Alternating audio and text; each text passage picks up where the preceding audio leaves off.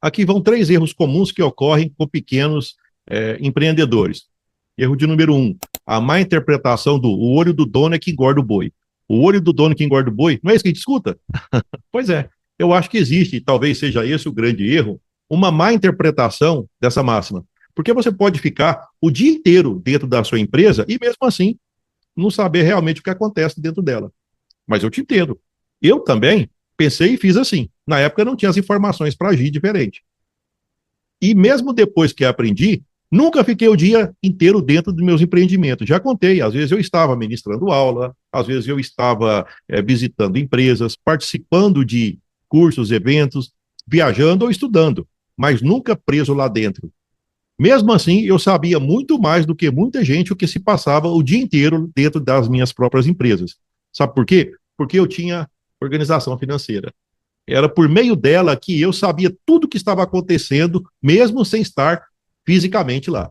Então, talvez o certo fosse dizer o seguinte: o olho do dono nas contas é que engorda o boi. Segundo erro, confundir trabalhar muito com gerenciar bem. Muitos empresários acreditam que se estão sempre ocupados resolvendo tudo, pagando conta, correndo atrás de fornecedor, apagando incêndio, estão sendo bons gestores. Mas isso é uma ilusão perigosa, porque quanto mais o dono se envolve com tarefas operacionais, menos ele enxerga o negócio como um todo. É onde estão os verdadeiros problemas e as grandes oportunidades. O dono acha que está no controle, mas na verdade está afundando na rotina. E sem controle nenhum sobre os números. Enquanto isso, o empresário que tem organização financeira, mesmo que não esteja presente fisicamente, tem visão do realmente do que está acontecendo, decide melhor e cresce com segurança.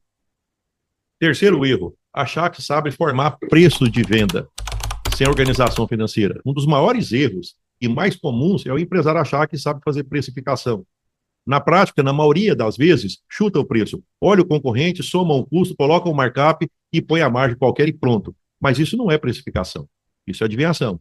E o problema é simples de entender. Sem organização financeira, não tem como calcular o preço de venda. Como é que você vai formar o preço se você não sabe quanto custa para produzir, se você não sabe quanto gasta para vender e quanto que realmente sobra no final? Essas informações, o dono vende sem saber se está ganhando ou se está perdendo. É por isso que muitas empresas faturam bem e mesmo assim o dono não vê o lucro. O preço é formado com base em achismo e não em cima de informação real.